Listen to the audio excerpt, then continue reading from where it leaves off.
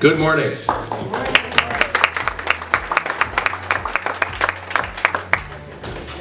Thank you for that warm welcome. It's always nice to have the opportunity to talk to a group of fellow conservatives. So I wish it was a little more sunny and bright out, but I think we're going to have a good day later this afternoon in East Lansing, so go green.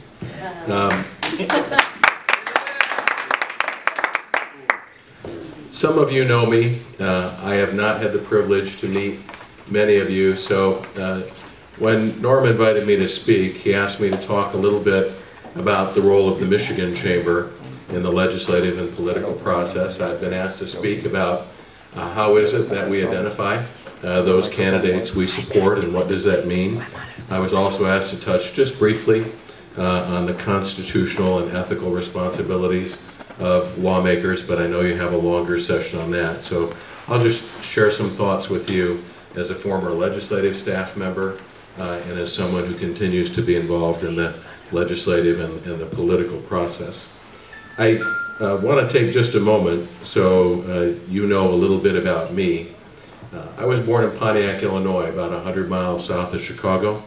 When I was a little boy, my family moved to Kalamazoo for the job opportunities that were there. So I'm a Michigander by choice. I've lived and worked in our great state for over 60 years now. My daddy was a butcher. My mom was a nurse. When I graduated from Portage Central High School in 1970, I attended Alma College where I received a bachelor's degree. Later in my career, I earned a master's degree from Central Michigan University. It is noted in the biographical information that has been shared with you that I'm a CMU alumni, that I had the honor of being appointed last year to the CMU Board of Trustees. If you are a parent and grandparent and would like to talk to me after the meeting about Central Michigan University, I'd be glad to do that, but I want to make it very clear that I am not here today in my role as a CMU trustee, that I am not here to speak on behalf of the board or the university. I am here in my role as president and CEO of the Michigan Chamber. Some of you may or may not be familiar with the State Chamber. We are a statewide business organization. We were established in 1959. The original president of the Michigan Chamber said it well.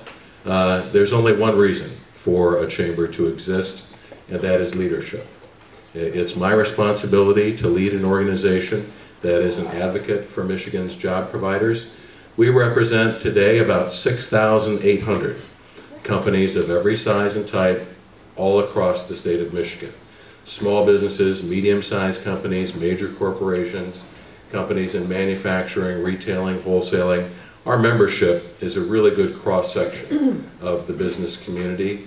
Michigan Chamber members today employ over 1 million residents. Our focus is to promote conditions favorable to job creation and business growth. The direction we have received from our volunteer leaders over the years is that we should be involved in the legislative and the political process. We also have a Michigan Chamber Foundation that does nonpartisan educational and informational programs. We have a service corporation where we provide our members with benefits, but I'm here today to talk with you about campaigning for office, the legislative and the political process, and our focus. One of the things I've learned, I came to Lansing in 1979 as a legislative staff member. In those days, we had a Republican governor, a Democratic House, a Democratic Senate. The Republican caucuses in the House and Senate were small and on their way to becoming smaller. When I went to work as a Senate staff member, there were only 14 Senate Republicans. The House Republican caucus was small and getting smaller, and some people thought the goal was to be able to meet in a phone booth.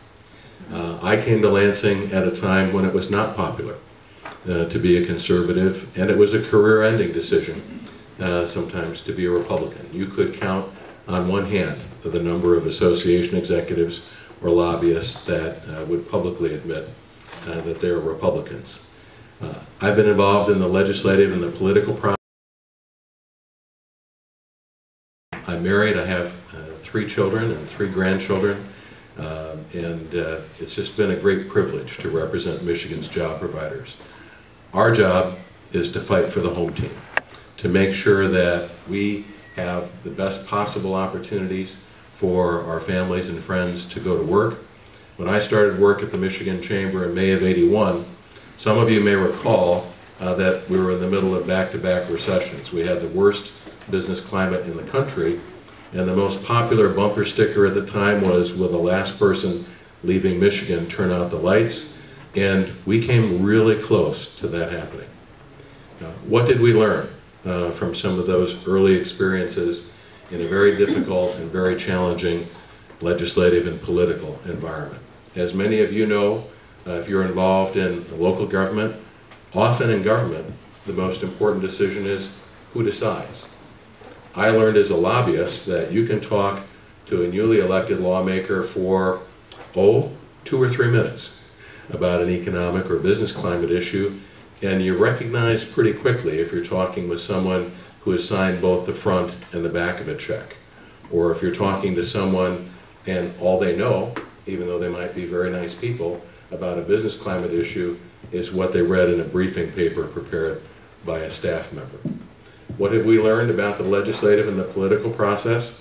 It was the great American humorist Will Rogers who many years ago said, "Thank goodness we don't get all of the government we pay for." I think that was a reference to the federal government, and that's one of the themes and ideas that I want to share with you today.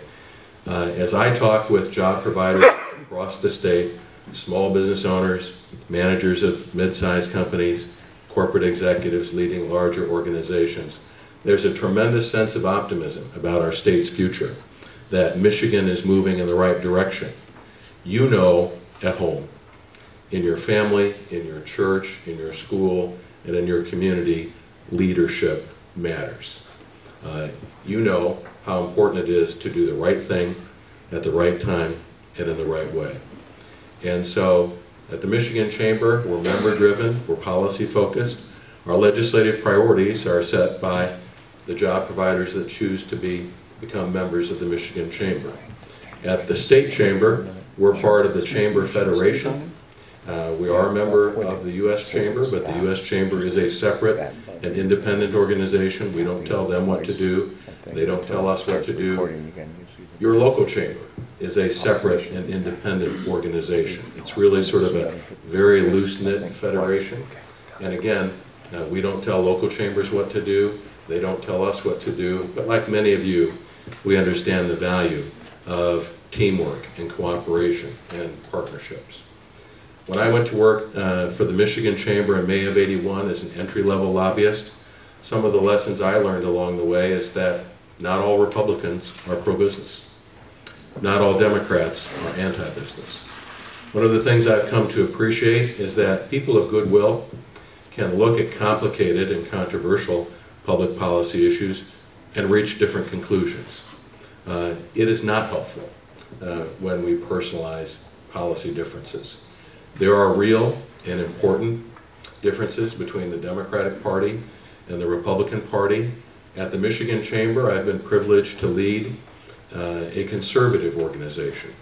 Conservative in this regard, not so much Democrat versus Republican. Many of our members are independents, some are Democrats, some are Republicans.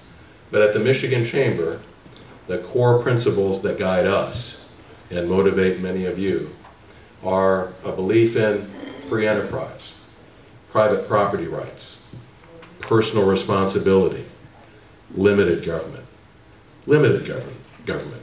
At the Michigan Chamber, we're not anti-government. There are certain essential services that need to be provided by government, whether it's police, fire, public works, and again, people of goodwill can have honest and strong differences of opinion about the size and scope and the appropriate role of government in many areas.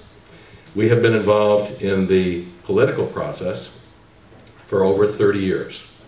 And I want to talk with you, especially those of you who are thinking about running for office in the future.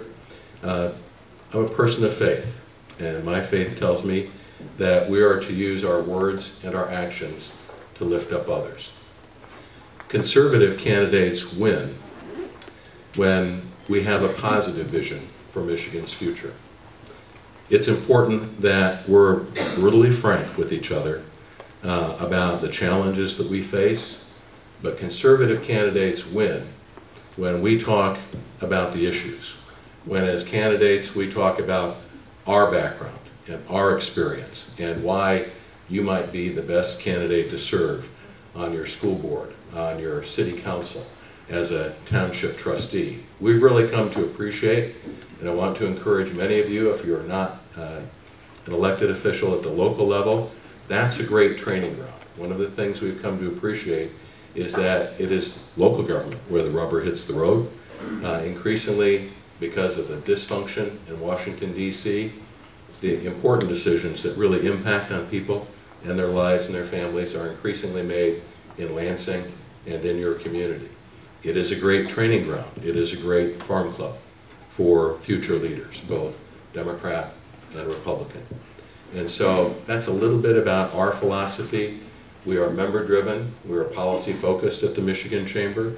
We listen to our members. We develop a set of legislative priorities. If you'd like to take a look at our legislative priorities, all of that information is available to anyone who would like to visit our website at michamber.com. There's a lot of information there about the positions that we have taken. At the Michigan Chamber, we exist to make a big difference on big issues. And so you'll see a clear focus on the economic issues that impact on Michigan's job providers. The direction we have received over the years as a statewide business organization is that we should keep our focus on economic issues. I understand and appreciate, as a person of faith, as a parent and a grandparent, that there are many social issues that are very important. You'll find that we appreciate the importance of those issues, but at the Michigan Chamber, like many chambers of commerce, we're ordinarily not involved in social issues. There are some that are kind of a gray area.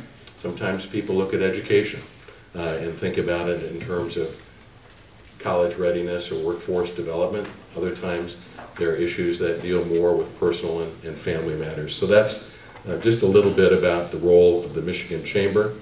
I've been with the Michigan Chamber 34 years now. I've held a variety of positions. I'm now in my 8th year as president and CEO. I report to an 84-member board of directors, job providers from across the state. Our board meets 3 times a year to set the strategic organization and to set our legislative priorities. Unlike your local chamber, the Michigan Chamber is regularly, actively involved in election campaigns. I want to go back to that comment I made earlier about how often in government the most important decision is who decides. One guideline that we have in both our legislative and political action programs is to think about that comment that President Reagan made many years ago, that the person who agrees with you 80% of the time is a friend and an ally, not a 20% traitor. If you visit our website and look at our legislative priorities, and when we talk about our involvement in election campaigns at the federal level or at the state level, one of the things we've learned the hard way is that candidates for office, particularly those that don't have a track record, don't have a voting record, can promise you anything. What's important, should you win an election, is where do you stand on the key issues that come before you? Are you a person of integrity? Are you a person who believes in principles and lives by them? Are you a person who says what they mean and means what they say? Or are you someone who flip-flops and zigzags and looks for a poll to help you determine your position? We do a lot of polling at the Michigan Chamber. We never do polling to tell us what our position should be. We listen to our heart, we think through the issues, we talk to our members, and decide those on the merits. Polling can be helpful to help you understand how to frame an issue once you've taken the right stand. But I can tell you as a lobbyist, and I was our chief lobbyist for about 20 years, you learn pretty quickly when you meet newly elected lawmakers, who are those lawmakers who are ready to say, and it takes a little courage, you know, I just don't know enough about that issue yet. I'm going to listen to the arguments for and against. and then I'll make a decision. There are people who sometimes feel compelled to make a quick decision, and then a few days, a few weeks later, they come back and say to you, I know I made a promise to support or oppose this issue, but now I'm going to change my position. One of the challenges we have with term limits in Michigan is that there used to be time for lawmakers to get to know each other and for lobbyists to get to know them, and there really was a sense of commitment that if I promised you I was going to support or oppose a bill, I'd stick with it. Now sometimes it's hard not to feel that you could almost set an egg timer, and you know that that promise or commitment will run out in 24 hours or a day or two or a week or two.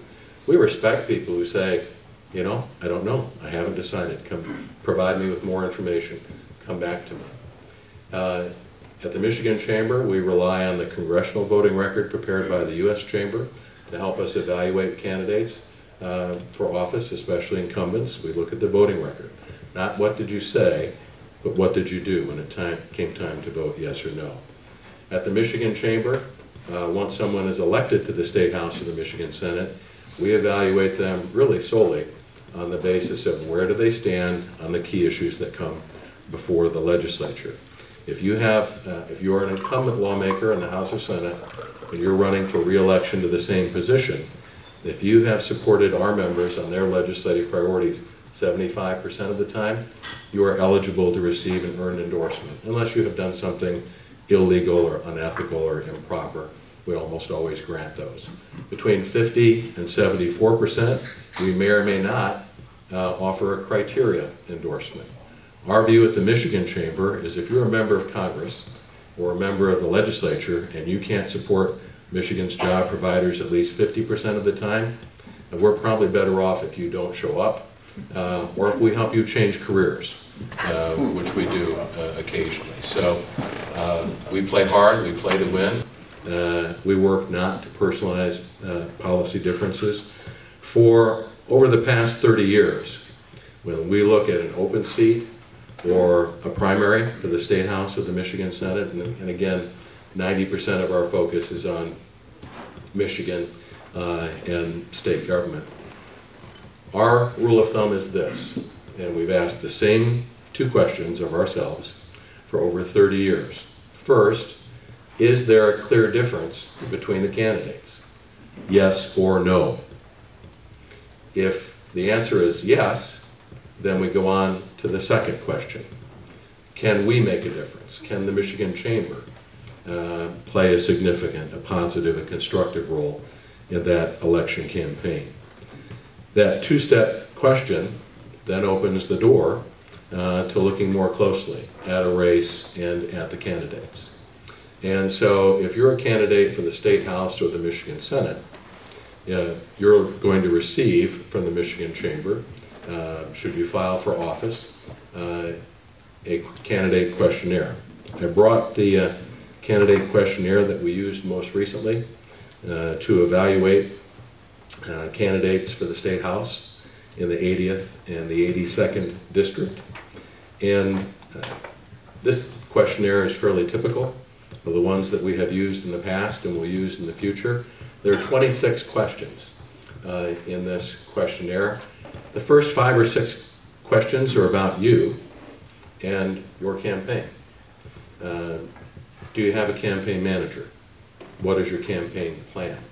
You'd be surprised how many candidates we meet who have filed for office, who don't have a campaign manager and don't have a campaign plan, and are hopeful that individuals and groups will help them. Now, not everyone needs a full-time campaign manager, but it is important to have a plan, to have a strategy, to be prepared to make a financial commitment, either on your own or to raise money from like-minded individuals and groups.